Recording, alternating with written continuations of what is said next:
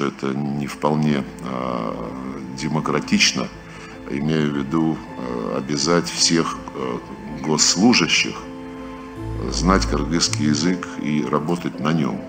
Проводим встречи с активно пытаются продвигать законы.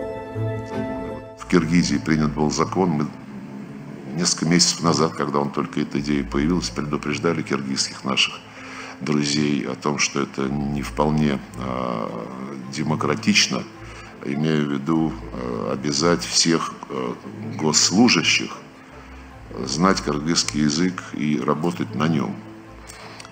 В категории госслужащих оказались и учителя, и врачи, кстати сказать, государственных медицинских учреждений.